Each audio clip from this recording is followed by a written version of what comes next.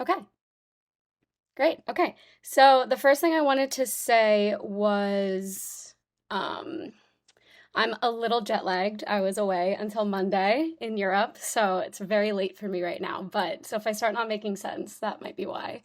Um, but what I wanted to say before this is I uploaded to the drive where all of these things are posted. I gave a little synopsis of the block, just my own person. It can't hurt to hear it from multiple people, like my approach to the block. And I also uploaded an OMM study guide for this block. Once you get closer to the exam, I'll upload the questions. I have all the questions in one large document. Um, but yeah, that's all in there. It's like I separated it into year one and year two, so it's going to be under the year two folder. Yeah, no problem. Okay, so today we're doing primary hemostasis and the associated disorders. So hemostasis, as an overview, this is, as a reminder, hemostasis is two phases. So we're going to have the primary hemostasis, which is very quick. Remember that this is where platelets are involved. And as a very, very brief summary, this is where platelets are going to adhere using glycoprotein 1b and VWF. They're going to activate, and the players there are ADP, thromboxane A2, and other stuff we'll talk about. Then there's aggregation, that's 2B3A, fibrinogen, and then eventually you get this platelet plug. Super, super, super unstable. It's super easy to start bleeding again if you only have a platelet plug, and that's why secondary hemostasis is a thing. That is going to be its own separate thing. That's going to be like, your hemophilias and all those issues are secondary hemostasis stuff. We're going to focus primarily today on the primary hemostasis. And I also have like little ways I actually think I moved it from this PowerPoint to the secondary hemostasis, but like how to tell the difference on board style questions, or even just like questions in general, how to tell the difference between primary hemostasis, like what they're getting at, primary hemostasis, or is this a secondary hemostasis question? There's like little buzzwords that they always use. And if you can tell the difference, you'll never get a question wrong. All right, so primary hemostasis, again, like I said, key players, this is all that's involved. There's no coagulation factors. There's only these things. So it's platelets, it's von Willebrand factor, VWF, fibrinogen, 2B3A, and 1B. Okay, so this is a peripheral blood smear.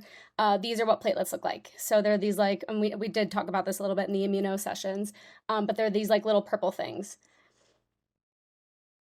Okay, so platelets, and I did put this, I took a look at your syllabus, and they do want you to know this. We did go over it in immuno, but we're going to go over it again. I think I put it with the chapter 6 high yields. There's like going to be a session on all the the biggest high yield takeaways from the chapter 6 of pathoma, and I go into this in a lot more depth.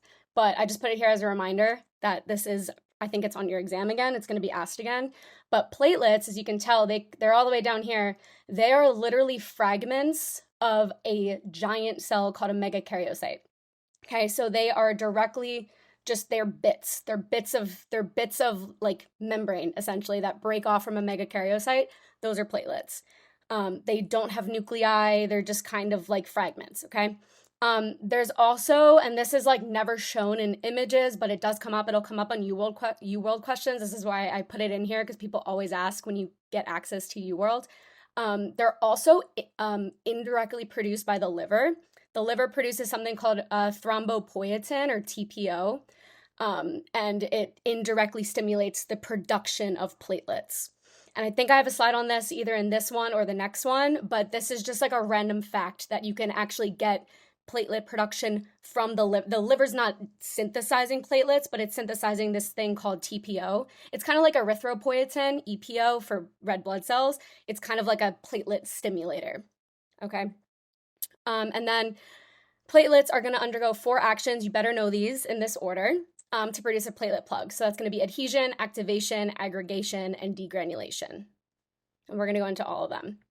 So step 1, this is going to be your adhesion. So I put the step up here. This is kind of what's happening. So here's your blood vessel. Let's say we have damage to a vasculature. Let's say you get cut. You cut yourself accidentally. And like I said, primary hemostasis, super quick. It happens very, very, like as soon as you cut yourself, this happens immediately. So you're going to damage the vasculature, and that damage is now going to cause subendothelial collagen to be exposed. And subendothelial just means it's underneath. You know how there's multiple layers of skin? This is going to be the layer underneath so once you breach your skin, that's going to expose this subendothelial collagen, okay? So this usually always happens anytime you have like a puncture wound, which is something where you would need platelets to come and form a platelet plug, where you're going to start bleeding. So the subendothelial collagen is now exposed. So the first thing that's going to happen is the endothelial cells, and I didn't draw them on here, but if you can remember from the immuno when I was explaining like inflammation, remember that all of your blood vessels are lined by endothelial cells.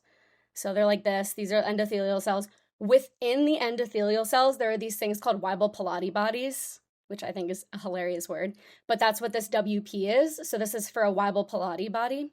And the Weibel-Palade bodies, as soon as they sense that this collagen has been exposed, they are going to secrete VWF. And again, these Weibel-Palade bodies are within those endothelial cells lining the blood vessel. So they're going to secrete VWF. It's a multimer. That's why I drew it in multiple parts. We'll go into it in a little bit. But that's going to get released of the endothelium. It's going to it's basically attracted to that subendothelial collagen. And then from here, it's going to bind to it. So VWF binds to that exposed collagen. And here come your platelets. So now platelets are coming in, and they're going to bind to the VWF using its glycoprotein 1b. So platelets have two main receptors. There's 2b3a and 1b. So 1b, I tried to color code this so you can follow along later. But glycoprotein 1b is in blue. That's what's going to bind to the VWF. VWF is bound to that subendothelial collagen. Subendothelial collagen is exposed anytime you breach basically anytime you basically have a cut, you're bleeding, you're exposing that the endothelial cells within a blood vessel. Okay, so platelets bind to glycoprotein 1b, and that's your adhesion. So this is, now we finished step one. This is adhesion. So if you can kind of break it down into, okay, what are the main parts of adhesion? We got the VWF, we got glycoprotein 1b. Next, we're gonna have activation. So here's kind of just a zoom in of that last picture. So here's your VWF bound to the subendothelial collagen. Here's the glycoprotein 1b bound to the VWF. And now they're going to become activated because now there's a bunch of platelets around the area. Like there's a bunch of platelets like kind of like near each other. So they're going to become activated. They kind of like all feed off of each other. And what they're going to do is this activation is going to cause a conformational change, which is what I just showed in the pink. So this conformational change occurs, and and I already told you what this was. This is 2B3A, and it's going to basically pull the platelets closer together, okay? This is aggregation, and a lot of people not always, but they sometimes confuse adhesion and aggregation, and this is really important for the disorders, because some of the disorders, platelet adhesion is fine, but aggregation is messed up. Or sometimes platelet aggregation is fine, but adhesion is messed up. So it's really important to remember kind of like adhesion happens first. Adhesion is adhering to that VWF, and then it's going to be the activation and then the aggregation. He ordered that. Transient vasoconstriction. Yes, so in the chat, I'm going to say them out loud for the recordings as per usual. There is that vasoconstriction. Yeah, okay, so we're going to go through the order in pathoma. So there's that transient vasoconstriction. That's just to get the platelets to the area. We're going to talk about that too. There's also something called thromboxane. Thromboxane is also a very potent platelet aggregator. And it's all going to feed back onto itself. Yeah, so this order that is in the chat box from pathoma is 100% correct, obviously. So we have the transient vasoconstriction, the adhesion, the degranulation, and then the aggregation. This is just kind of like so back here with this activation, that's the same as the degranulation, and then you have the aggregation, and then there's another degranulation step. It's kind of all happening at the same time. I think the biggest takeaway from the order that Dr. Satara presents is that adhesion happens first, then you get the aggregation. But the activation, the degranulation, it's all happening and it's all feeding back onto itself. And you'll see what I mean. In just a second. But yeah, definitely keep in mind pathoma. It's always pathoma. This is just trying to help visualize it. The degranulation, so like I said, there's going to be degranulation of all these different types of granules. So we have alpha granules, we have dense granules, and then we have thromboxane A2. Alpha granules are comprised of fibrinogen, more VWF, so this is what I was talking, kind of like it's going back onto each other. So more VWF, platelet factor 4, this is also abbreviated PF4. The dense granules are comprised of ADP, calcium, which when we talk about secondary hemostasis, this is sometimes referred to as factor 4 in the coagulation cascade, as well as serotonin, and then thromboxane A2. A lot of these, and I put the little stars next to ADP because this is a very, very, very potent, platelet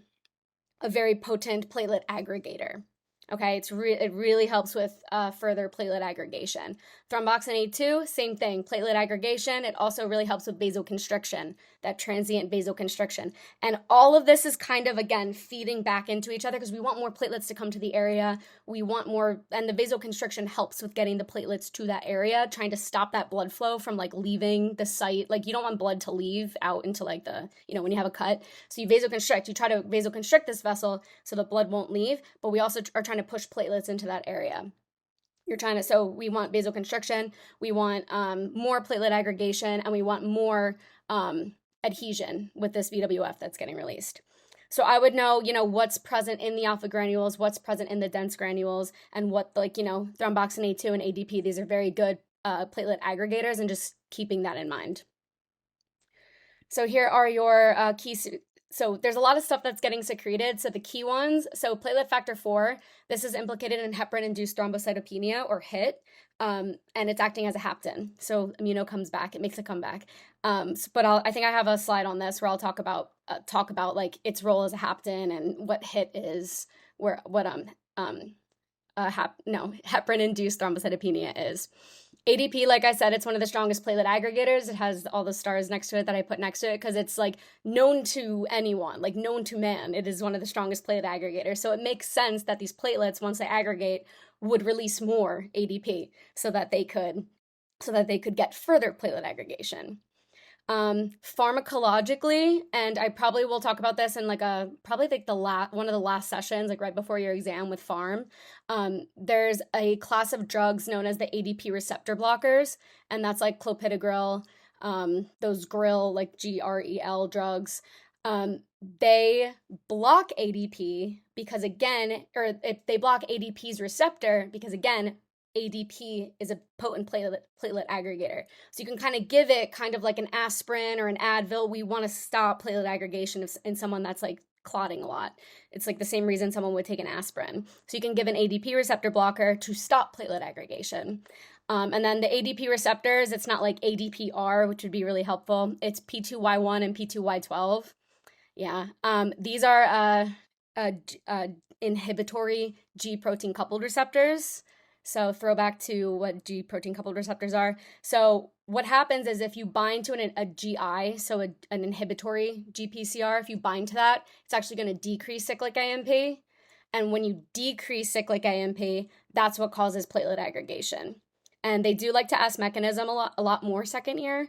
So I always tend to put this on here because it sounds counterintuitive that we're decreasing cyclic AMP, but this is causing aggregation. It's just because it's a GI GPCR, okay? So if we block this, we're going to block P2Y1 and P2Y12. We're blocking these. We're going to, CAMP is not going to become decreased, and then we're going to stop aggregation. So that's how those guys work, those ADP receptor blockers. And that's why it's good to know that ADP is really, really strong aggregator because we can block it. And then thromboxane A2, again, this is another huge platelet aggregator. Those are the two main ones. And this is actually what aspirin is blocking. So aspirin blocks thromboxane A2. But again, we can go into, the pharm with these guys. Like we are going to talk about heparin, I think, in the next one, in the secondary hemostasis session. And then I'll talk about clopidogrel and like the ADP receptor blockers and aspirin and all that stuff like later, closer to your exam. Because that's when people tend to start doing pharm. Okay, so with all of that, as was mentioned in the chat, the order is very much like just understanding that they're first going to adhere, then there's some sort of conformational change. I call that activation, but I guess Sitar can call that degranulation. It doesn't really matter. There's this conformational change that is allowing now aggregation to occur and the degranulation of the platelet products. All of this is happening, and then this is going to positively feed back on the system. We get more adhesion, more aggregation, and whatnot. The best measure of platelet function is a bleeding time. Everyone always wants to pick a PT-PTT. It is not a PT-PTT. This has nothing to do with platelets, actually. That's why I put my little reminder to not get got, because don't pick a PT-PTT if we're thinking it's a primary hemostasis disorder that our patient has. It's always a bleeding time. If the bleeding time is abnormal, and a bleeding time, actually, it sounds kind of barbaric. You use a lancet and you just prick the patient's arm, and then you get like a piece of blotting paper and you just blot it until it stops. Normal bleeding time, it always changes. I think it's like 2 to 10 minutes, honestly. But this can just think about if you cut yourself, and then like if you cut yourself shaving or you cut yourself doing anything, how long does it take to stop bleeding? Usually it shouldn't take that long. It should take less than 10 minutes to stop bleeding. That's your bleeding time. If it takes longer to stop bleeding, this means you have a quantitative or a qualitative issue with the platelets. Quantitative means there's not enough platelets, right? You just don't have enough platelets, so we can't stop bleeding within 2 to 10 minutes. Qualitative is our platelet count's fine. We have enough platelets, but they're not working properly. So it's really easy to tell the difference between the two. Quantitative, just look at the CBC. Look at the CBC. What's the platelet count? If they're low, that's probably your issue. If your platelet count is fine, but your bleeding time is still prolonged, now you have to ask yourself, is this a problem with adhesion or is this a problem with aggregation? And that's kind of where you get into like understanding that 1B is associated with adhesion and 2B3A is associated with aggregation. All right, so the disorders of primary hemostasis, this was kind of the segue into it. These, like I said, I have a little like summary slide, I think at the end of the secondary hemostasis PowerPoint on how to tell the difference when you're doing vignettes about primary and secondary hemostasis disorders. They present very differently. Primary hemostasis disorders are always going to be recurrent bloody noses, the patient has bleeding gums, they bruise really easily. Menorrhagia is probably, I should have highlighted this because this always comes up. If it's a girl with painful periods or like really heavy bleeding with periods, it's always mentioned in a vignette. It is never, ever a secondary hemostasis disorder. It has nothing to do with the clotting factors. It's always platelets. Okay, so this is all stuff you can kind of look for. And if we have time at the end, we'll definitely go through at least one question where I show you all the answer choices are a mix of like, primary and secondary hemostasis disorders. But you look for the keywords in the vignette and you're like, okay, this sounds more like a primary hemostasis disorder. So these are kind of what you want to be looking for. Versus secondary hemostasis disorders, these are like the more intense things. These sound like really intense. Like you have hemarthrosis, you're bleeding into your joints. You have late rebleeding, so you have surgery and then you bleed after, like when you go home for the day and then you move around again, you start bleeding again. That shouldn't happen. So the secondary hemostasis disorders are a lot more intense. The primary ones they don't sound as intense when you're reading vignettes. So with these as well, again, you have to consider, is it a quantitative platelet issue? The platelet count would be low, or is it a qualitative platelet issue? Is the platelet count normal, but you still have this primary hemostasis disorder? You still have like these symptoms within the vignette. So quantitative platelet disorders, think about this as decreased number of platelets, so you're unable to stop the bleeding. So here's your arm, you cut yourself, and then it's like 25 minutes later, you're still bleeding, and you're like, what is happening? That, and then you do a CBC and you have a low platelet count. You have like 75,000, whatever. You have very low platelets, less than 150,000. So you have very, very low platelets. So this can be physiologic. So you can either have decreased production of platelets. So like I said, remember the liver produces TPO and TPO helps with platelet like just production, or you have a bone marrow issue.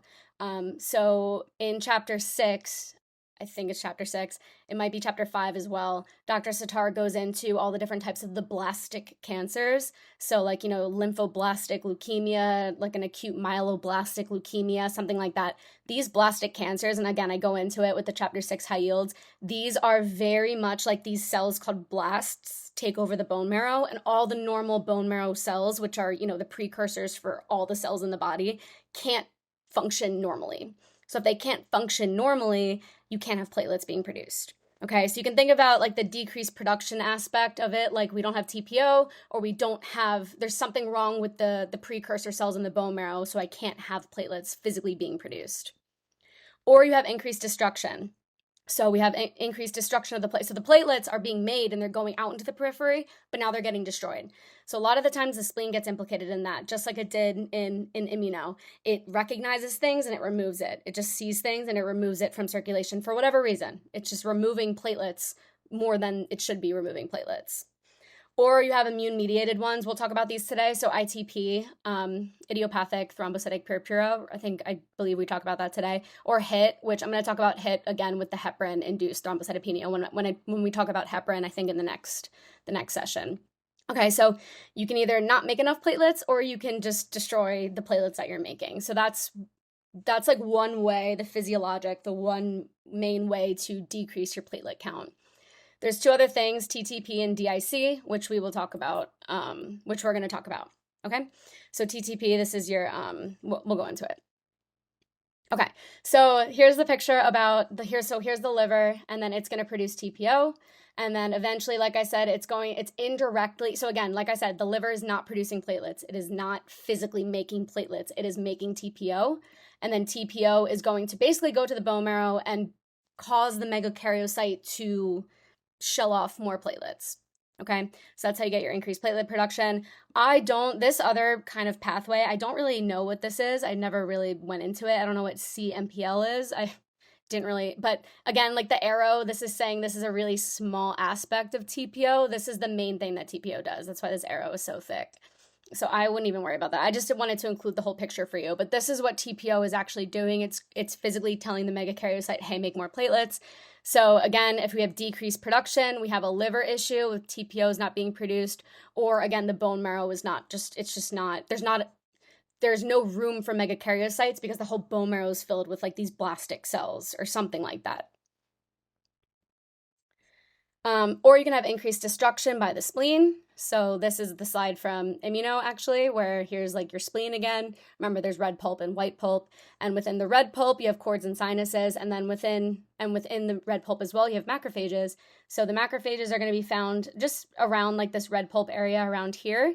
And what they're going to do is their main role, these splenic macrophages, is to remove red blood cells and platelets that are old or damaged. And again, it can happen where it's just doing it too much, just like actually, this can also happen with certain types of anemias, which we'll talk, like the extravascular anemias. The spleen can just remove red blood cells too much. So it's kind of the same thing here. It can just be removing too many platelets than it should be. So that's another example of how you have a decreased platelet count. Okay, so here we are talking about heparin-induced thrombocytopenia. So we didn't talk about heparin. Heparin gets its own slide later because it inhibits certain coagulation factors, which we're not talking about today at all. But I guess I just wanted to show what HIT was. So HIT, again, heparin-induced thrombocytopenia. So this is a patient that is on heparin, obviously. So they're on IV heparin. And what happens is once your platelets get activated, remember one of those things that gets released in the alpha granules is platelet factor 4, right? So here's PF4. It's just a thing within the alpha granules. And what it does is in some people, again, they don't know why, immuno is very much like, oh, we don't know why this happens. If in patients that have heparin in their system, platelet factor 4 can basically act as a hapten, and then heparin is acting as its carrier. So I thought we'd need a little reminder on haptens. So this is straight up from the immuno lectures, what haptens are as a reminder. So haptens are, they themselves, they're too small. So they're super small. So back to this slide. Here's platelet factor 4. This is really tiny. Super, it's like a pinpoint in the body. It's super small. It itself is not doing anything. It's not eliciting an immune response whatsoever. They're just not big enough. They just can't be seen by the immune system. But if it gets attached to some sort of protein carrier, which is very large, now it can become immunogenic. But again, like remember with the immune system really can only see proteins. Not always. You can have the carbohydrates that are seen, but a lot of the times you get more of an immune response with the proteins, obviously.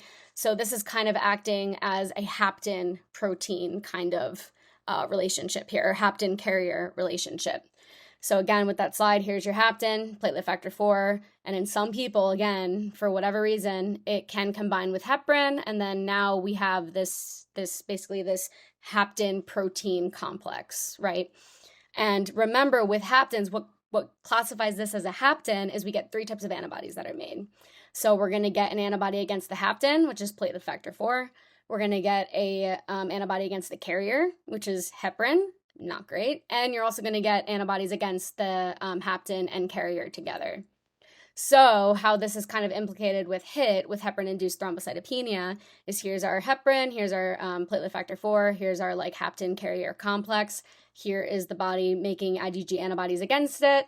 So it's going to bind to it, and it's going to basically cause the platelets to aggregate. Okay? And then once we get more platelet aggregation, we're going to get more secretion of alpha granules, more secretion of dense granules, more secretion of thromboxane A2, more platelet aggregation. Again, like it's a feed-forward mechanism all the time. And what this does is now we have these giant immune complexes, and the spleen's going to remove it. So you're not getting physical. So heparin-induced thrombocytopenia, it's not physical destruction of the platelets. They're not like bursting open. It's just the spleen, right? The spleen sees immune complexes and it's like, oh, I have to remove that. It's doing that here. It sees these platelets as being a part of this immune complex. It gets removed. And then I even put like here a little, med comic. I think these are hilarious.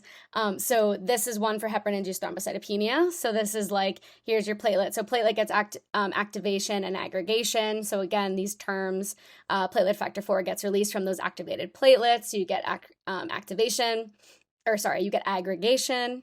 And then let's say this patient's also on heparin. So heparin is going to bind to platelet factor 4. Now we have this hapten carrier complex. For whatever reason, IgG antibodies are going to be formed. They're gonna bind to the hapten carrier complex. And then from here, the immune complex is going to bind to the platelet Fc receptor. So it kind of looks like this, because platelets do have Fc receptors, shockingly they do, because there's like nothing on platelets, but they have Fc gamma receptors on their surface. So these antibodies can bind to it. And then the spleen sees it over here. I think this is supposed to be the spleen. I don't even know. The spleen's somewhere over here, and it sees this, and then it just takes it out. It just removes it. Okay, so literally, I tried to draw it here without the faces, but this is what's happening. These hapten carrier antibodies are binding to the hapten carrier complex, and then they're binding to the platelet's Fc gamma receptor. Just like on its surface, now we have an immune complex. This gets removed by the spleen. Okay, so if you did anemias yet, this is kind of like a similar, again, with like extravascular, like an extravascular hemolysis type thing, where you're just getting removal of the red blood cells. This would be like you're getting just removal of the platelets. That's how you get heparin-induced thrombocytopenia. It's a hapten relationship. Okay. This is, so then ITP, so idiopathic or immune, I've seen it both ways. So idiopathic, immune, thrombocytopenic, purpura, both are helpful because idiopathic, no one really knows what causes it. Or immune, thrombocytopenic, purpura, we know that antibodies are involved. So with ITP, it's anti-2b3a antibodies. So remember that 2b3a is just one of those receptors on the platelet surface. Here it is. You get an auto 2b3a antibody. Now this is a antibody antigen complex. Again, gets tagged for removal from the spleen. The spleen sees this, it's like, great, we got to remove that. So kind of the same as heparin-induced thrombocytopenia, but now it's just you're binding to a receptor on the platelet. The whole thing gets removed. The issue, so people are always asked, well, what's the issue with these antibodies? I mean, I know it's not great because you can't really undergo platelet aggregation, but the fact that they exist is not bad. This is not actually doing anything to the platelet itself. The issue that comes from this disorder is that thrombocytopenia that's eventually going to happen. So when these platelets get removed from the spleen, that's the issue. So the symptoms that you're going to see with the patient with ITP is kind of what I was mentioning earlier. You're going to get the menorrhagia, you're going to get the bleeding gums, you're going to get the easy bruising, you're going to get the long bleeding times, things like that. It's going to present as a thrombocytopenia. Treatment for this is weird. You can give steroids. You're just trying to stop these autoantibodies from being produced. So you can give steroids. Steroids are going to basically, they're immune suppressants. It's going to stop the immune system from working. It's not great because it stops the entire immune system, but you're really trying to get the B cells from not producing those autoantibodies. Another way is IVIG. So this is intravenous immune globulin. So basically giving like IV IgG. So just a thought question, why does this make sense? And you don't have to answer in the chat or anything, just kind of think, why would it make sense to infuse someone that has autoantibodies, more antibodies? I'm going to just infuse more. And the reason why is these are acting as decoy antibodies. So these autoantibodies are going to basically bind up all the IVIG that you're infusing in. So it's kind of like they're decoys. That's how I think of it. Usually, and this is the most that they'll usually do for ITP, steroids and IVIG. I have a friend that has ITP. It's really common in girls, actually, which is interesting. You might even know people that have it, but a lot of the times they don't even treat it. At the most, they'll give steroids or IVIG. They really don't go into this level of, this level where they're getting rituximab or getting a splenectomy. Rituximab, this is going to be it's like an anti, B cell monoclonal antibody. And refractory, this is like if refractory cases is like if the patient, just nothing else is working for the patient. You can give rituximab, again, not usually done, or you can do a splenectomy. So, like I said, the issue is not these autoantibodies. The issue is the removal by the spleen. So you can just take the spleen out. Let's just take the spleen out, and then you won't have symptoms anymore of this condition. Really interesting. So that's ITP. TTP. So TTP is thrombotic, thrombocytopenic purpura. And again, it kind of tells you in the name what's happening. So thrombotic is there's going to be some sort of thrombosis being formed, and then thrombocytopenic, so decreased platelet count, purpura, little, anytime you have like decreased platelets, you can get purpura or like bruising, like little bruises. With TTP, this is small vessel thrombosis formation, like very small vessels, which we'll go into. The issue with with ITP, it's an autoantibody against 2B3A. TTP is you have a dysfunctional ADAMTS13, which this is an enzyme, which I'll show you an image of it, but just understanding ITP, don't confuse ITP and TTP. TTP, this is your dysfunctional ADAMTS13 enzyme. ITP is your anti-2B3A antibody. So ADAMTS13, so let's go to this part. So remember when the platelets aggregate and are degranulating, activating, all that stuff. They're releasing the alpha granules, thromboxane A2, the dense granules. One of the things that the alpha granules are comprised of is VWF. So going into VWF, VWF is a multimer. So multimers are comprised of basically like a multimer is anything more than a dimer. So monomer is just one subunit, dimers are two subunits, multimers are basically like 3+. That's like what multimers are. VWF is a multimer. So multimers, these VWF multimers are stored in the Willebrand bodies. So remember, those are those WP bodies within the endothelial cells lining the blood vessel. And they're also in those platelet alpha granules. So we have the two places where VWF is located. So if too many multimers form, you can actually block blood flow. So let's say you had a really bad cut, like a really, really bad cut. A bunch of those Willebrand bodies are secreting VWF, and you get tons of platelet aggregation, activation, degranulation, all that stuff is happening. So you get tons of VWF multimers getting released. You can actually block blood flow. You can actually cause like a thrombus in these blood vessels because you're blocking. So this is like an example. They call it carpeting. So VWF carpeting is it's like acting like all these multimers, all these like individual multimers can kind of come together and make like essentially a carpet of VWF. So the body obviously has a mechanism to prevent this from happening normally, and it's with our lovely friend ADAMTS13. So ADAMTS13, this is an enzyme, and what it does is it kind of slices through these multimers and it cuts them up and kind of destroys them. So especially if you're getting too much VWF multimer I want to say aggregation, but too much VWF, doing this. If it's doing this, ADAMTS13 will stop that from happening. And then not to worry, because then more VWF is going to get secreted by the Willebrand bodies. It's just kind of making sure that it's not blocking blood flow, right? So it's going to break down those multimers.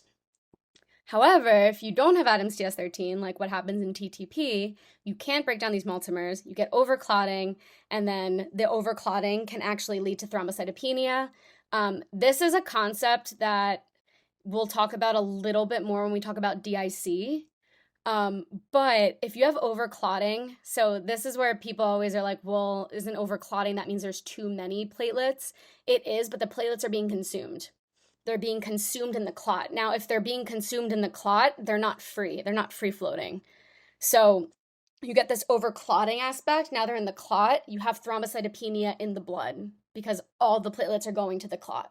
and they're not counted in the CBC, platelet count. Okay. So a lot of the times we'll call that like consumption, like we're consuming all the platelets in the clot, and it's going to lead to thrombocytopenia. Okay. So that's why we get thrombocytopenia with something like this. And you're like, but it's over clotting, but it's a thrombocytopenia. And you're like, oh yeah, that doesn't make sense. But that's why you're consuming the platelets in the clot, leading to thrombocytopenia out in like the peripheral blood. Okay. So more on TTP. So what happens with this is you either can have a genetic deficiency of ADAMS TS13. This is usually not what happens. Usually you have an autoantibody to ADAMS TS13. Usually it's this autoantibody, and it kind of like makes it doesn't work anymore. It's just like, you know what? We have this autoantibody. It's not going to work anymore. Besides the thrombocytopenia that can occur, it's kind of like spending the whole budget up front. Yes, exactly.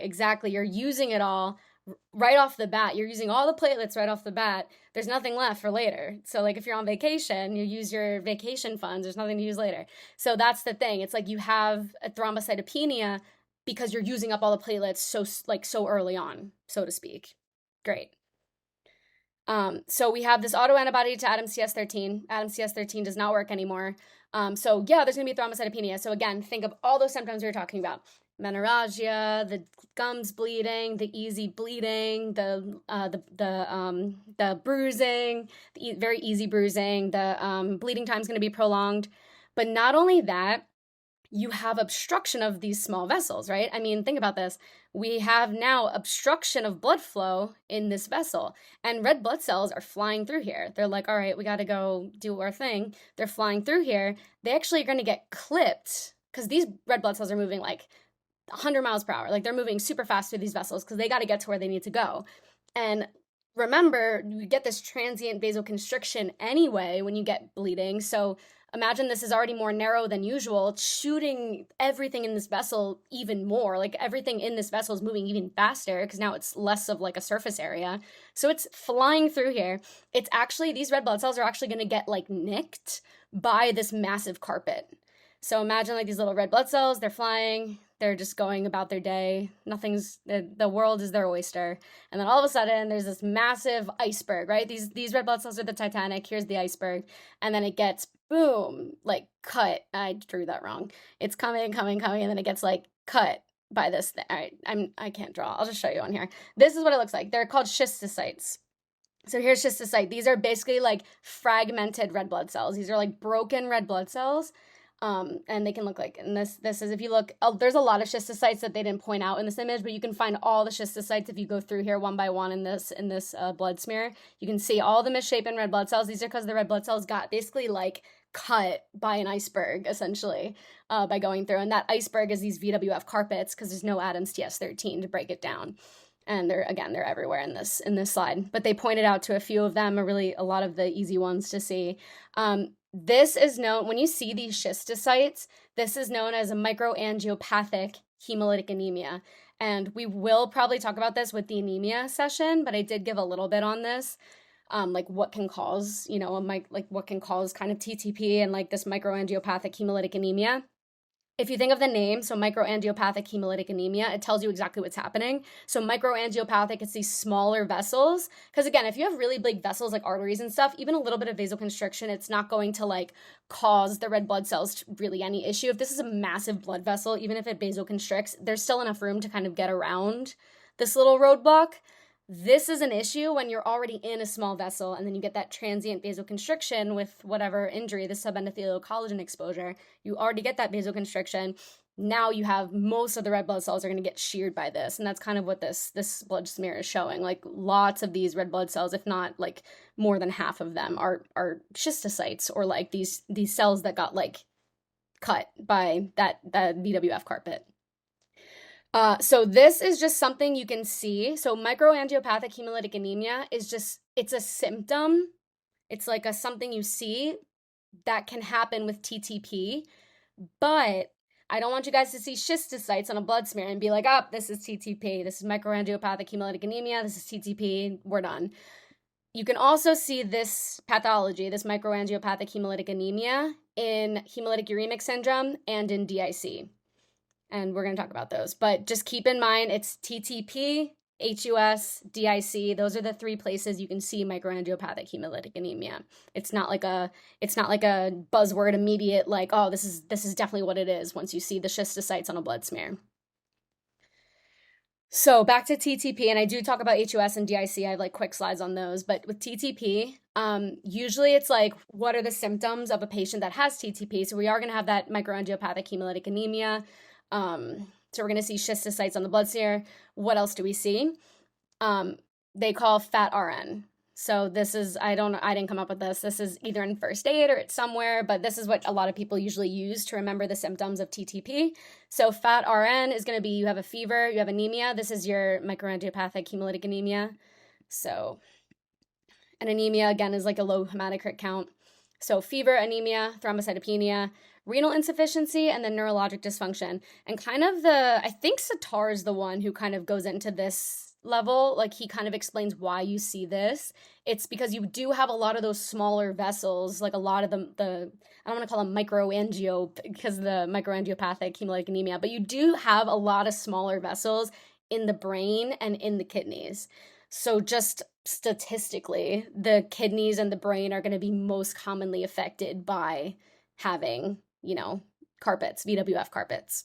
But technically you can see them like in any vessel that has any organ that has a lot of vessels, but it's just in terms of symptoms, these are the two that tend to pop up first because they have more small vessels than not.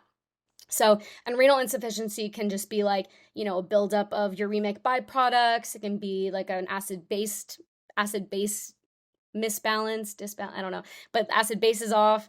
Neurologic dysfunction can be as much as like a headache when you're doing vignettes. I do think I have a TTP question in at the end. So when you guys are doing questions on your own and stuff, pay attention to these fat RN symptoms within the vignette for the TTP prompt, because you'll see it's very subtle for some of these other ones. The treatment for TTP is you have to remove that autoantibody because that's what's actually like the autoantibody to the Adams TS13 is making Adams TS13 dysfunctional. That it's making it dysfunctional. So you can't do a splenectomy for this because it's like it's not like Adams TS13 is getting removed. It's like it's not working because of this autoantibody. So you have to remove that autoantibody, and unfortunately the only way to do that is with plasmapheresis. So it's kind of going to be like one of those things where you get your plasma taken out of you, filtered, and then put back into you. And I believe it's like it's kind of like dialysis, like they go every now and then to kind of get their, plasma cleared of these autoantibodies, which is kind of annoying. But I'm sure, I've gotten this question too, like I'm sure rituximab would also work. I don't know if that's a treatment, but I mean, you're blocking production of autoantibodies, you block B cells, right? So I'm sure you could do rituximab in that sense, but I know the actual treatment for TTP is plasmapheresis. Okay, HUS, this is hemolytic uremic syndrome. Again, kind of how it sounds. There's a hemolysis aspect, that's your microangiopathic hemolytic anemia. And then uremic syndrome, this is going to be uremia. There's going to be something with the kidneys that are involved. So hemolytic uremic syndrome, this patient population is mostly going to be in children. You see all of the same symptoms as TTP. So you're going to see that microangiopathic hemolytic anemia, so you'll see schistocytes, you'll see a thrombocytopenia, so you're going to see all those exact same symptoms. However, the cause, and this is usually what they ask, so I put everything I could. I bolded, underlined, highlighted, made it red, I did everything. The cause of it is a very specific strain of E. coli. This is not just like normal E. coli that it's like, oh, there's E. coli infection. This is a very specific strain of E. coli. It's called O157H7.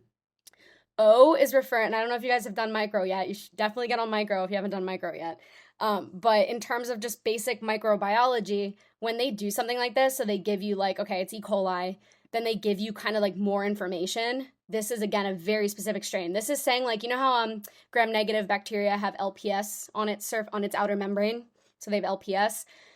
There's something called a somatic O antigen. It's a part of the LPS, and LPS is what makes you sick, like when you get like infections from gram-negative bacteria. There's a bunch of different types of O antigens or somatic O antigens. The very specific type of O antigen in this strand of E. coli is called O157. So it's like strand somatic O antigen number 157. And then H7, I forget what H is for. I think it's like either the flagella or the capsule. No, I think capsule's K. It might be the flagella. Ooh, don't quote me on that, micro. But I believe that this is saying like the type of flagella is number 7 or whatever H stands for. But when you see, again, this is not just there's a bunch of different types of E. coli. You're gonna probably go into like all the different types of E. coli for mostly it's a GI bug. There's like 10 different types of E. coli and they're all covered by Sketchy. This one is just again, it's its own type of E. coli. Okay. So this is like a need to know. This is what they're gonna, when they bring up E. coli 0157H7, they want you to associate it with HUS. So much so that it's like they even there was an outbreak of this type of E. coli and like all these kids were getting HUS across the United States, and they were tracking how many people got this specific type of E. coli across the United States to try and track, like, what was the meat that was affected or whatever, like what was the source of this outbreak? Like, why are all these kids getting HUS? Okay, so I just wanted to hammer that in. This is not just basic E. coli. This is a very, very specific strain. It's 0157H7. And again, when this is brought up on exams, they're trying to get at HUS. So it's going to be like your TTP symptoms, your fat RN type thing, and you're going to get that microangiopathic hemolytic anemia. And where you get this specific strain of E. coli is usually it's undercooked meats. Most E. coli's, honestly, like most of the different types of E. coli's are like undercooked meats, but this one as well, this 0157H7 also lives in undercooked meats. So if you're not even like undercooked, it's just like the meats that are like, like hot dog, like a hot dog or a hamburger, like something that you're doing at like a barbecue or something. So it's not like a really nice like steak restaurant, you know what I mean? It's just like kind of like just thrown together. And usually it's, again, I really only see prompts about this with like a kid at a barbecue and he had, an undercooked hamburger, hot dog, something like that. Like it's just very like, it's not like a steak dinner. It's like a hamburger, a hot dog, it's like whatever. And now he's having GI symptoms because E. coli is a GI bug, and he might have some of those fat RN symptoms. Not all of them, but he'll have the microangiopathic hemolytic anemia, he'll have the schistocytes, he might have a thrombocytopenia, he might have a fever, he might not have like the renal and the neurologic issues, but he'll have some of those thrown in, okay? So pay attention to that. I'm pretty sure I give you a hemolytic uremic syndrome question as well at the end, so you can, again, kind of see how it'll come up in a slide or in a vignette. All right, DIC. So DIC, this is disseminated intravascular coagulation. And again, it's exactly how it sounds. So it tells you exactly what's happening. So disseminated, the whole body's involved, so it's going to be everywhere. Intravascular, so we're now, it's not removal by the spleen, right? It's intravascular within the blood, we're within the blood vessels, and we're having coagulation. So this is basically saying we have coagulation, so we have clotting within the blood vessels everywhere in the body. Doesn't sound great. That's essentially what DIC is. I actually did make this its own topic, covered at its own time. They like to usually, down here, they like to usually have you guys distinguish DIC from another pathology called primary fibrinolysis. Usually you can distinguish between the two with lab results, so I didn't want to spend too much time now doing it, but I have its own slides on it, going through like how do you distinguish DIC versus just primary fibrinolysis. But DIC, how I explain it to people, is we have overclotting, so consumption, right? So we're consuming all those platelets, we're overclotting everywhere within the vessels, and you're also overfibrinolysing, you're breaking down the clots as well. That sounds horrible. So you're overclotting and you're just bleeding all over the place. So DIC, this is massive clotting and massive bleeding all within the same vessels. But that's where you get the thrombocytopenia, is you're getting this consumption because we have massive clotting occurring everywhere in the body. All right, so that's DIC. And again, these were all examples of quantitative issues that can cause you to have a thrombocytopenia or like a primary hemostasis issue due to quantitative. You just don't have enough platelets. Either they're being consumed, they're being destroyed, or they're not being produced. Okay?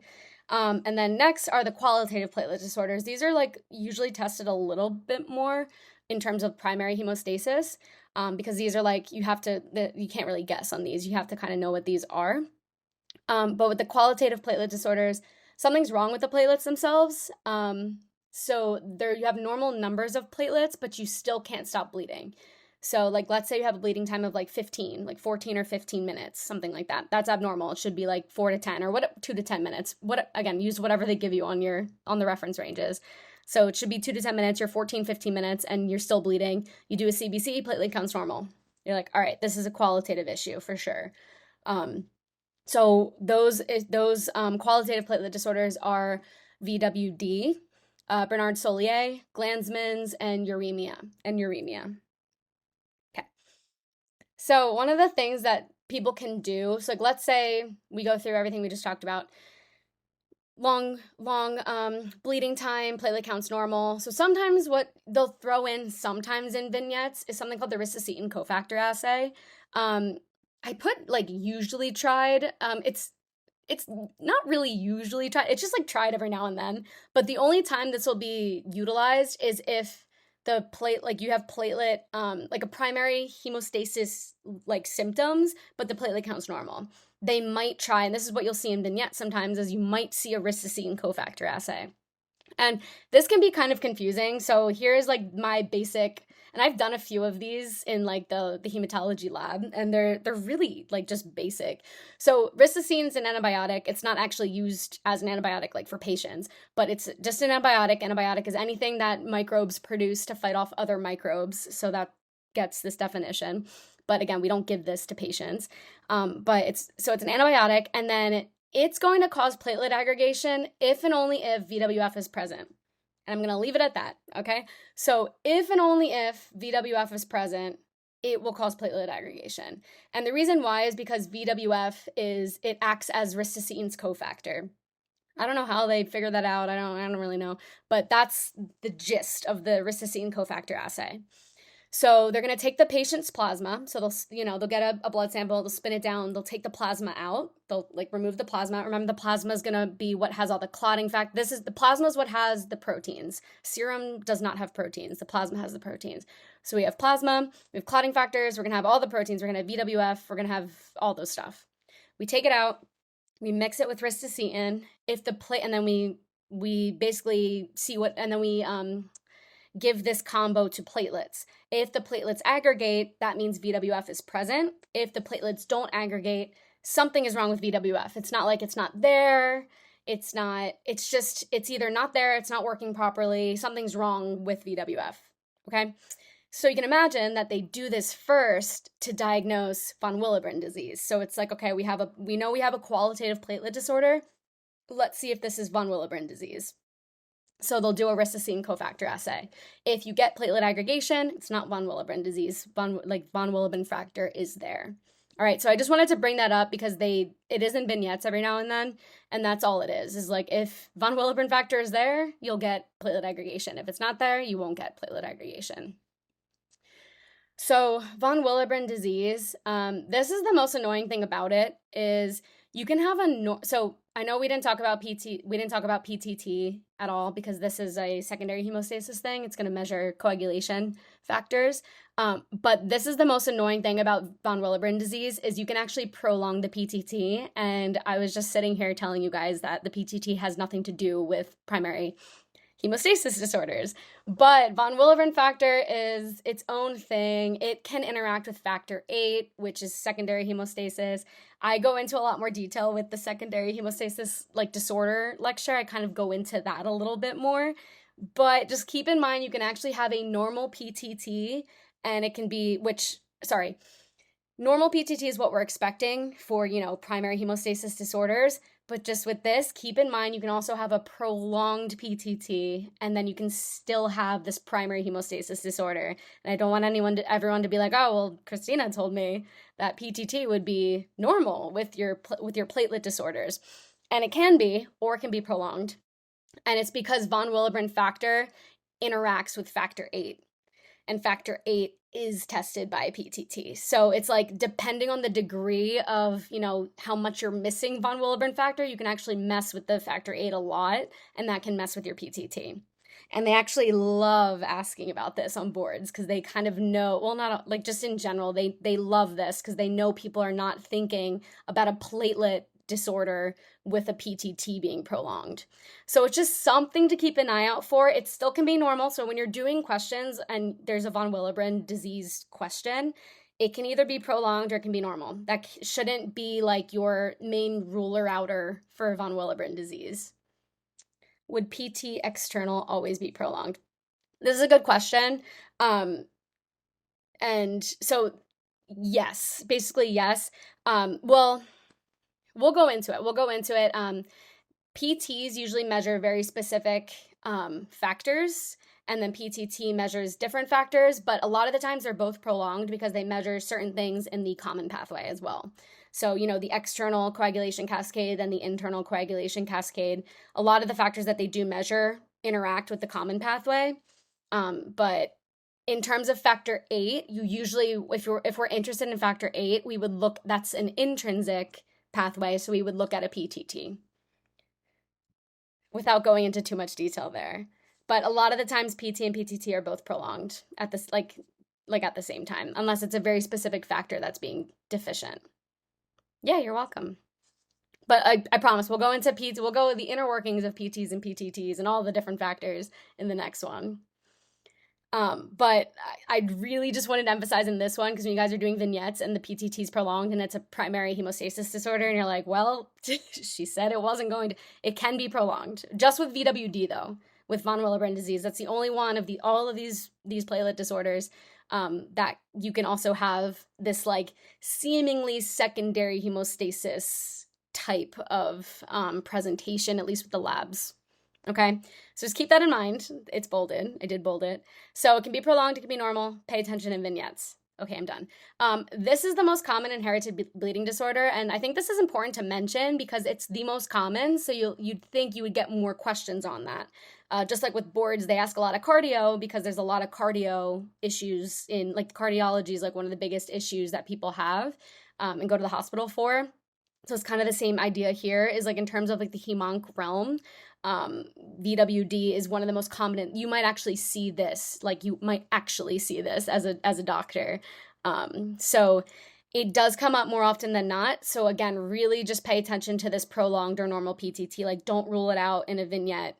If you're like, wow, this really sounds like von Willebrand disease, but the PTT is prolonged, like, is that a secondary hemostasis issue?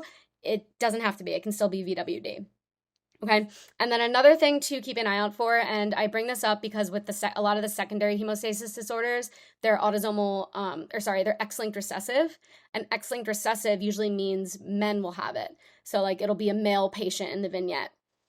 With von Willebrand disease, these are autosomal dominant. So remember, autosomal dominant is males get it just as much as females. If dad has it, one of the kids is going to have it. If mom has it, one of the kids is, well, it's like 50%, but it's like, it's more like, it's not going to skip a generation in the pedigree. Okay, so that's your autosomal dominant. So again, it's if you see a female with like, those symptoms like menorrhagia, gum bleeding, easy bruising, thrombocytopenia, not thrombocytopenia, symptoms of thrombocytopenia, because now this is a qualitative platelet disorder, so platelet count will actually be normal. So you see kind of those symptoms of a primary platelet, like a primary hemostasis disorder with a normal platelet count, automatically you should kind of think of VWD, because again, this is the most common one, and males and females are equally affected by it. Okay, so it's not like, like hemophilia A is an X-linked recessive. They'll never give you a female with hemophilia A in a vignette, okay? Versus like von Willebrand disease, they will give you a female with von Willebrand disease in a vignette. Actually, they'll probably do that on purpose to try and like throw people off. But anyway, so there's what von Willebrand disease is just you have decreased levels of von Willebrand factor. So VWF is going to be decreased. However, what makes this such a tricky one to like notice in vignettes is it can be like it can be super variable depending on how much von Willebrand factor you're missing. So for example, if you have a 25% decrease of VWF, you'll have a lot more mild symptoms and less likely your PTT is going to be affected. If, like, let's say you have 100% decrease of VWF, you just have there's none, you have no VWF whatsoever, you're going to have really serious symptoms and much more likely that your PTT is going to be prolonged, okay? And like I said, I'll kind of go back into this association after we cover what factor 8 is and in the secondary hemostasis session. Okay, but it does interact with factor VIII, but if it's missing, factor VIII gets affected by that. But again, only if it's like a severe decrease of it, and that's when you're more likely to have that affected PTT. So the symptoms, everything. So everything that we talked about. All the symptoms you're going to see with all of these qualitative disorders are going to be all of those that you see in platelet disorders rather than clotting disorders. So again, think common nosebleeds over and over again. Your skin is going to bleed really easily. Your gums bleed. You get bruising really easily. You get menorrhagia. Again, like I said, menorrhagia. When you see a patient with menorrhagia, and again, this is painful periods, really heavy periods, like to the point where it's mentioned in the vignette, like it's actually brought up, that's always a platelet disorder. Always. There's no hemarthrosis. There's no like really intense symptoms. There's no bleeding into the joints. There's no late rebleeding. It's very like, it seems almost like surface level, but these are your platelet disorders. And again, I bring it up because a lot of the times in your questions, the answer choices are going to be a mix of primary and secondary hemostasis disorders. So you'll see like hemophilias in there. You'll see like clotting factor issues. And then you'll see everything we're talking about now, von Willebrand disease, HUS, DIC, things like that. And you have to keep in mind, does this sound like a primary hemostasis disorder or does this sound more like a secondary hemostasis disorder? And we'll go into this a little bit more in the next one. But again, VWD can be a little tricky because you can affect that PTT. So you might be tempted to say, oh, this is a secondary hemostasis disorder. This is probably hemophilia A.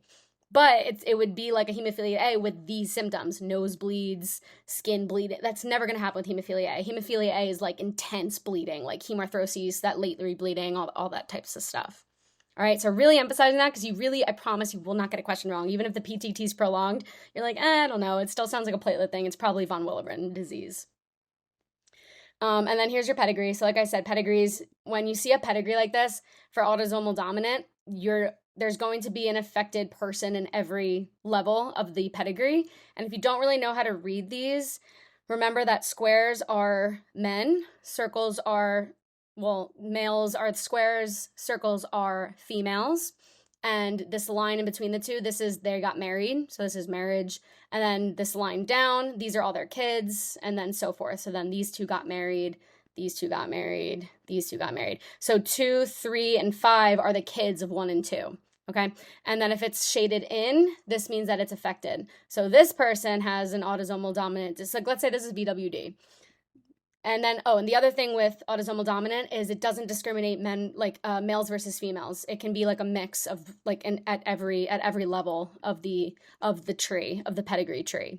So like, let's say, so here's mom, her grandmom.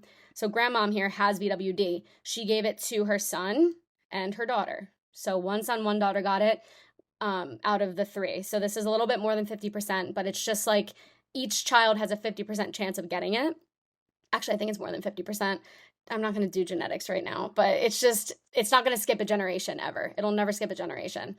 So then from here, now, none of these people have it. None of the kids have it. Here, one of these people have it.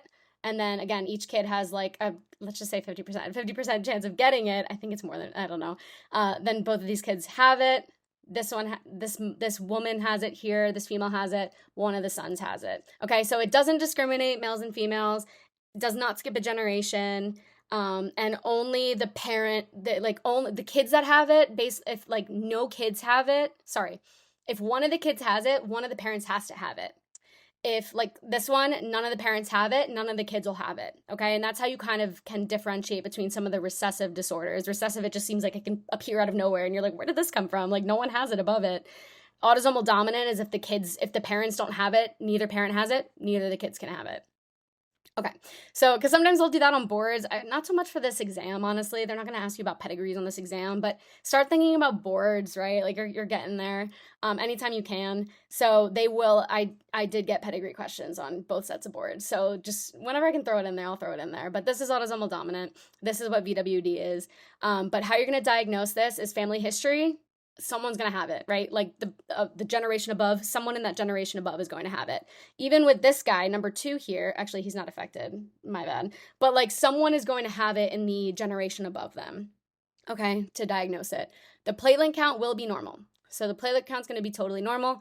but they're going to start seeing all those primary hemostasis disorder symptoms. So with this normal platelet count, you rule out any of those quantitative disorders. So you're reading through the answer choices, you rule out, any of the things that we talked about quantitative. So like the TTP, the ITP, the HIT, we're ruling all those out. We're crossing those off in our answer choices. PTT, remember, it can be normal or abnormal. PT here is going to be normal. Again, well, like I said, I know a lot of the times they line up, PT and PTT, but PT tests very specific clotting factors. PTT tests very specific other clotting factors. And depending on what clotting factor you're interested in, one can be abnormal, one cannot, or both can be abnormal, both can be normal. And like I said, we're going to talk about PT, PTT in a lot more detail in the next one. All right. But if you're going to have an abnormal, clotting factor test, it's going to be the PTT. Okay, because it's specifically with factor 8, which again, I know we didn't go into it yet, but PTT does look at factor 8. Bleeding times prolonged, obviously this is how we know that we have a platelet disorder anyway, even though we have a normal platelet count. And then the ristocetin cofactor assay is going to be abnormal, because remember, ristocetin is only going to cause platelet aggregation if we have VWF present. So even if we have decreased levels of VWF, it's going to affect the ristocetin cofactor assay. And then I put down here kind of like what they'll say. They might not say like, oh yeah, my dad had von Willebrand disease. They don't know. They might just say like, bleeding issues run in my family. Like it just seems like everyone has a bleeding problem. You know what I mean? Like they'll say something like that because it's autosomal dominant. So it has to run in the family.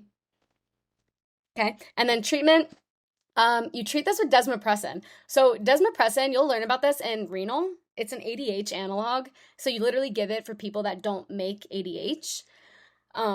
And so and again, boards did love this. This came up like in multiple sections. Like it just came up so randomly on boards. I'm like, why do they keep asking about desmopressin? For whatever reason, and again, no one knows. No one has any idea. But they noticed that when you give this ADH analog, it increases VWF and factor 8 release.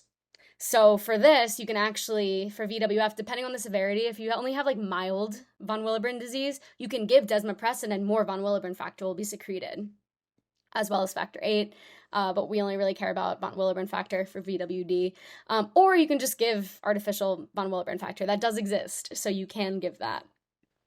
But again, just keep this in mind. So like when you get to this in renal, that's what like Sketchy's going to talk about this. Sketchy's going to be like, oh yeah, desmopressin, like don't forget it increases VWF. And you're like, wow, like yeah, throwback, like you're right, it does do that. So just, it does come up. Okay, but they don't know why. It has nothing to do with, again, they have no idea. It has nothing to do with ADH. They really don't know why. Okay, next is Glanzmann's. So this is Glanzmann's thrombocythemia. So Glanzmann's, this is autosomal recessive. So right off the bat with autosomal recessive diseases, you notice with the pedigree, it skips generations. So here's one affected mom here, and then this generation 2, no one has it. But then in generation 3, it appears again. Okay, so here it is again. That is very common with autosomal recessive, is like it can like skip a generation and then it reappear, and you're like, oh. Another thing with autosomal recessive is if both parents have it, both kids have it. Okay, but not always. If one parent has it, like both kids might not. Actually, this only one kid. That's a married couple here. But like, so mom has it in generation 1, number 2, mom has it. The son doesn't have it. That's fine. That's like, that can happen. Also though, see number 7, so generation 3, number 7, it just randomly appeared out of thin air, just seemed to appear. That can also happen, even though it doesn't show it to you in generation 2 or generation 3, but they still have it. That's another indication like, oh, this is probably autosomal recessive. Like it just like appeared out of thin air type of thing. Autosomal recessive also does not discriminate males versus females, so there's usually a likelihood of both having it. It's not like all the squares have it and none of the circles have it or whatever. But those are the 3 things really to look for with the autosomal recessive versus the autosomal dominance is kind of the same thing, doesn't discriminate, but if it does not skip generations, it's always in every single generation. Okay. So Glanzmann's, it's autosomal recessive, here's the pedigree, and then it's deficiency of glycoprotein 2B3A receptors. So right off the bat, this is a platelet aggregation problem, right? So 2B3A, this is what allows the platelets to aggregate, come together like this. So you're going to have platelet aggregate. And again, I'm emphasizing this because you can have adhesion. Adhesion's fine. Adhesion is the platelets sticking to the side of the blood vessel. Aggregation is when platelets stick to each other. This is a problem with platelets sticking to each other. So you're going to see the symptoms of platelet disorder. Hopefully I don't need to say them again, but I'm going to say them again. So the nose bleeds, the gum bleeds, the menorrhagia, the easy bruising, blah, blah, blah. So hints for diagnosis. So one of the things that they can do is they can show you a peripheral blood smear. Sometimes they'll do that. Sometimes they won't. They'll just, give you a vignette and it's like, what is this likely? But if they give you a peripheral blood smear, one of the things that they'll either mention or show, there's no platelet clumps. So there's no platelet clumps. Another thing too is like you prompt platelets to aggregate and there's no aggregation. So maybe they treat the platelets with ADP, no aggregation. They treat the platelets with thromboxane, no aggregation. They do ricostine cofactor assay and they confirm that VWF is present, no aggregation. That's when you're starting to think of, okay, this is a 2B3A issue, that's Glanzmann's. Okay, and just keep in mind, because people will confuse, the Glanzmann's deficiency with, the 1B deficiency name. So Glanzmann's is your 2B3A. However, you need to remember that. Some of my friends remembered it with I think there's 2 A's and then there's 3 N's or something in I don't know. Whatever works. So 2B and 3A. I know it doesn't line up with the letters, but still it's however to help you remember that Glanzmann's is the 2B3A one and that's your platelet aggregation one. Okay. So no platelet clumps. So, I didn't have a picture, but sometimes they won't show that to you on a peripheral blood smear. They'll just tell you, there's no platelet clumps on the peripheral blood smear. Versus Bernard Soulier. So Bernard Soulier, you can remember this with the B in Bernard with 1B. So this is a deficiency of your 1B receptor, so glycoprotein 1B. This is also autosomal recessive, so imagine a pedigree very similar to this. But 1B, so now this is a problem with platelet adhesion. So adhesion to the VWF, which binds to the exposed collagen. Usually Bernard Soulier is asymptomatic, but it can present with symptoms of a platelet disorder. A lot of the times how vignettes will tell you quote unquote, that this is Bernard Soulier is when they'll give you a smear or they'll just say it in the vignette, giant platelets are seen. So you can see here, these are giant platelets here. I'm not exactly sure why. I think it's because, and I actually don't know if this is known. It might be, but speculating. Remember, platelet adhesion is always the first step of platelet, before it aggregates, before it activates, before it degranulates, before all that stuff happens. They first need to adhere. That's why adhesion is so important. This is they can't adhere, so they just get really big. And there's a bleeding, there's a exposure of subendothelial collagen. They can't do anything about it. And they just blow up because they can't degranulate. They can't aggregate together. They can't do anything like that.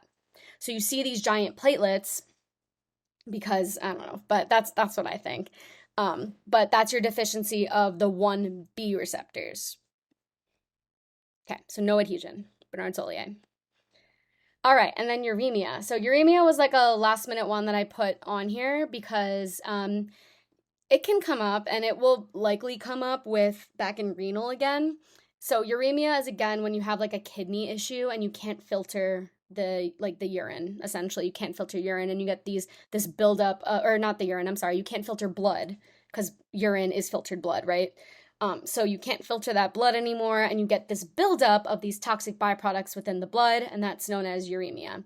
And I only bring it up because it does come up in vignettes. The symptom of uremia comes up a lot in the Heme vignettes. So just wanted to mention it, but you'll cover uremia in excruciating detail. There's all these different types of uremia. You'll go into, Dr. Sitar does an awesome job at explaining and breaking down uremia during renal. So you don't need to know all of that right now. I just wanted to mention and this is literally my definition, shot kidneys. So patient has shot kidneys. They're just not working. So kidneys aren't working, can't filter blood, right? Cool. So we can't filter blood. You get these toxins that are going to build up. So these uremic toxins build up in the blood and the plasma. So now the platelets don't work anymore. And it's just a weird association with when you have these if you have a buildup of these uremic toxins, the platelets don't work anymore. They can't adhere, they can't aggregate. So it's going to present a qualitative platelet problem. So it's going to present like a qualitative platelet problem. So think normal platelet count, but you're going to have a prolonged bleeding time. Okay, so you're like, okay, this is, and then you do maybe ricocine cofactor assay, that's normal. So you rule out von Willebrand disease. You look at 2B and 3A, that's normal. So it's not Glanzmann's. You look at 1B9, that's normal. So it's not Bernard Soulier. So you're like, okay, what is this? Then you look at the kidneys and like the creatinine super high or something, like it's like the kidneys are the issues. And then the other thing that you look for in a vignette is this flapping tremor. So this flapping tremor upon wrist extension, this is called asterixis. And it's like you extend the patient's wrist. I have no idea if you guys can see this, but you extend the patient's wrist like this, like the doctor will extend the wrist like this, and then the patient will start flapping. Like they'll start flapping like this. So they'll say that. I don't know if they'll actually use the word. That's why I didn't put asterixis in here. I think it's like ASTER, asterixis. I think that's how you spell it. Usually they don't use this word in vignettes at all. That's why I don't think I put it in here. But it's a flapping tremor with wrist extension. So they extend the wrist and then they just start flapping. Like just the hands start flapping like that. So it's just something to pay attention to, like just keep an eye out for in vignettes. If you see that in a vignette, you're like, what is happening? This will especially come up with like in renal, it'll be like a throwback to this stuff. And you're like, wait a second, why is there thrombocyte, like a platelet problem with my patient with uremia? You know what I mean? And it's just something that can happen. They don't know why. It's just like when you have these buildup of uremic toxins, platelets don't work. No adhesion, no aggregation. They don't know why. Okay. And then lastly, Wiskott-Aldrich. So remember with Wiskott-Aldrich, this is one of those immunodeficiencies. So that's from the immunodeficiencies lecture from Immuno. So remember Wiskott-Aldrich, oh my God, Wiskott-Aldrich. This is an adaptive immune issue. So it's both B and T cells, and it's X-linked recessive. So it's going to be mostly males affected. Maternal uncles are also going to have it. And it's a WAS gene mutation. So if you don't have if you have a disrupted WAS gene, you can't reorganize the actin cytoskeleton. And that triad is going to be thrombocytopenia, eczema, and recurrent infections. So I wanted to put this back on here because remember that you can see this can come back for this block.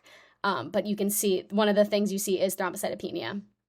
Okay, and that can be a quantitative issue. It can be, usually it's quantitative, but it's because you can't reorganize the actin cytoskeleton. You can't break apart from the membrane of the megakaryocytes. You can't get platelets. And then eczema, recurrent infections.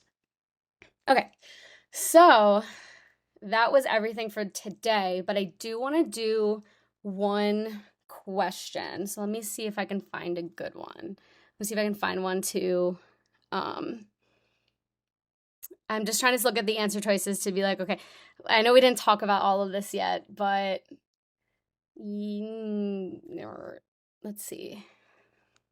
Here's a good one. This has like everything in it. Okay, so this is everything we kind of talked about today. So these answer choices are like Bernard Soulier, DIC, Wiskott-Aldrich, hemophilia A, we didn't really talk about, factor 10 deficiency, we didn't really talk about, but this is secondary, right? So we have some primary hemostasis issues, secondary, primary. So let's see, we can do this one together. And then I'm going to keep all of the other ones for you guys to do on your own because I know questions are, hard to come by.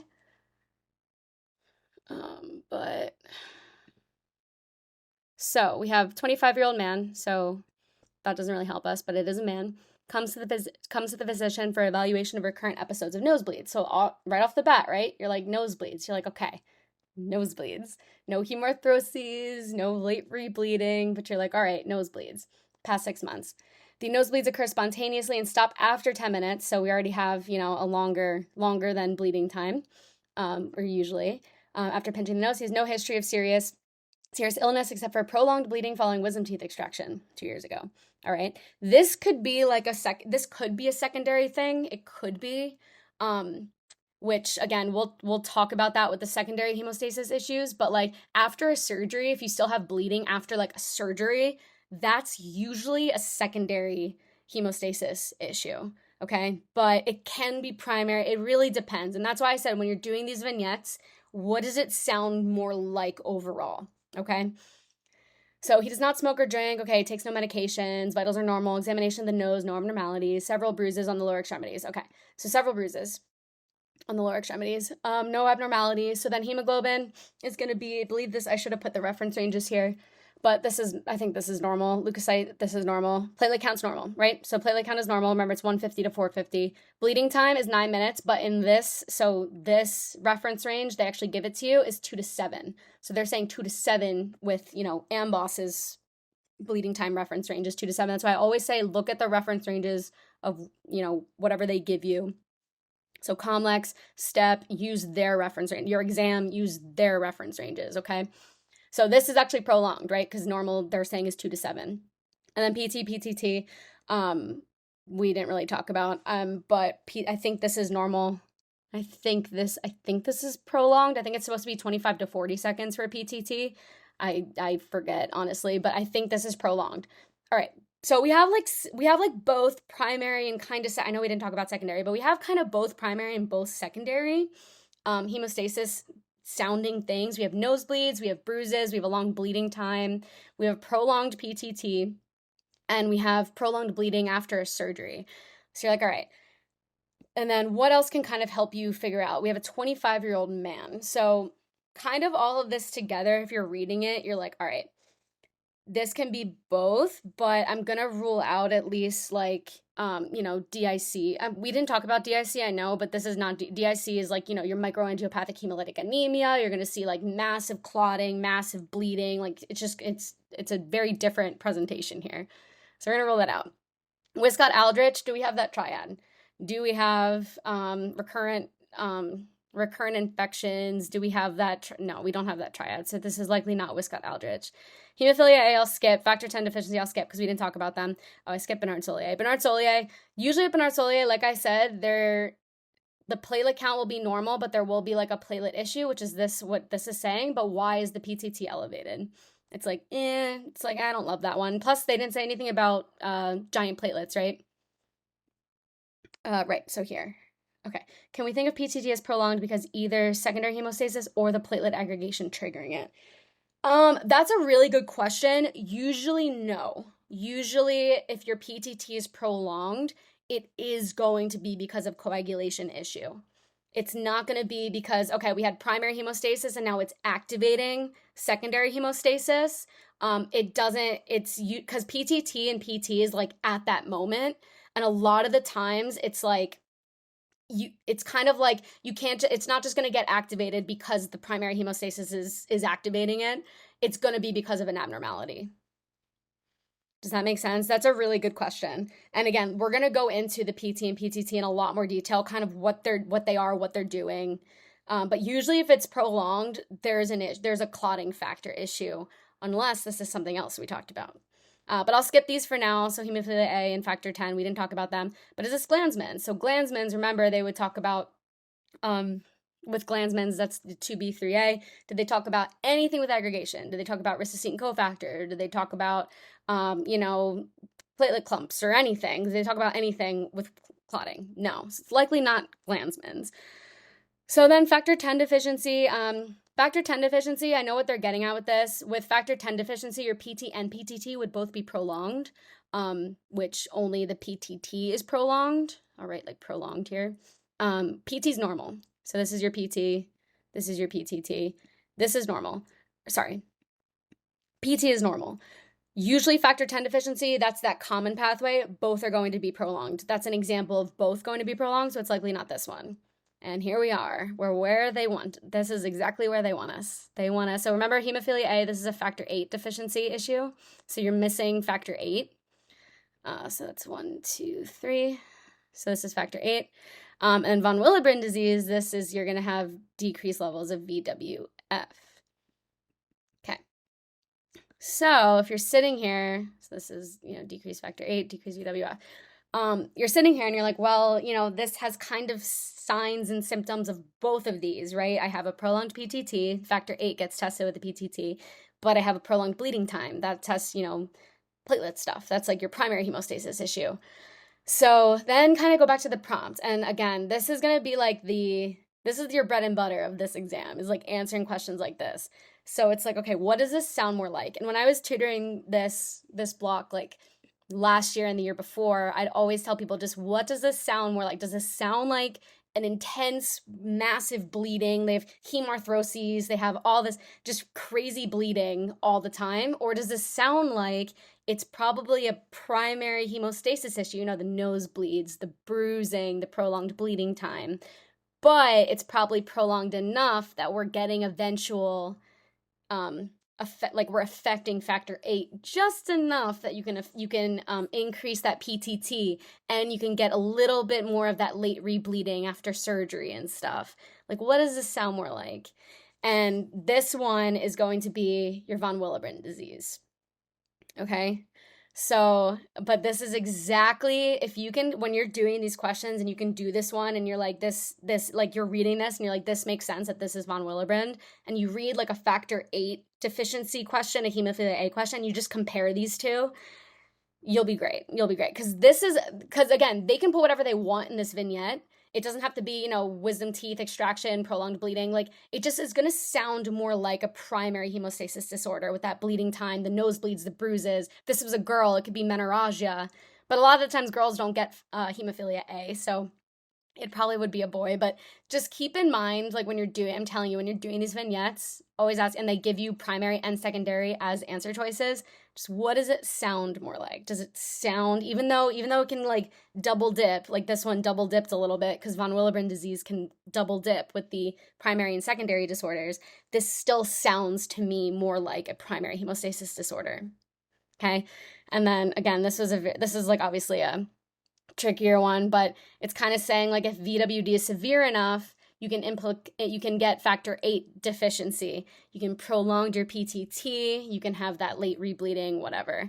And that's kind of what this is saying down here. Hemophilia A, X-linked recessive, presents similarly. So you get that recurrent you can get nosebleeding, you can do that. You get that episode of heavy bleeding. That's usually more of like a secondary coagulation issue. But factor 8 is deficient, PTT is expected, but bleeding time would be normal. And a lot of the times you can diagnose these with bleeding time, but just based on the symptoms itself, hemophilia A presents a lot worse than von Willebrand disease. You really get like really intense symptoms with hemophilia A. Another thing to keep in mind is, again, I don't know if you guys have covered hemophilia A yet, but this is X-linked recessive, right? So they have it their whole life. It's very unlikely that a hemophilia A patient would just start having these symptoms as like a 25-year-old.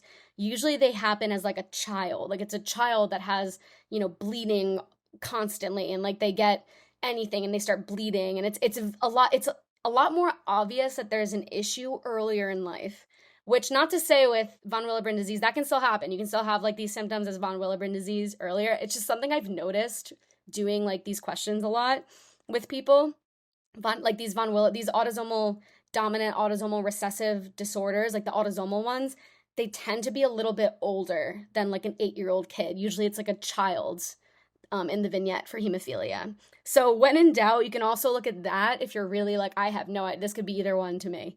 Look at the age. That's like a last resort. But look at the age, and likely if it's not a child, it's probably not hemophilia A, because those symptoms will start arising a lot earlier in life. Okay, but there's a lot more questions on here for you guys to do. I know questions are hard to come by, so I just wanted to put them all in here for you guys to do at your own time. Okay? But that's everything for today. We will do secondary hemostasis, anemias, chapter 6, high yield, stuff like that. Probably next week. We'll do some of them next week, okay? But I'll upload this and check out all the other stuff that I uploaded, and let me know if you guys have any questions. Okay? You're welcome. Thank you.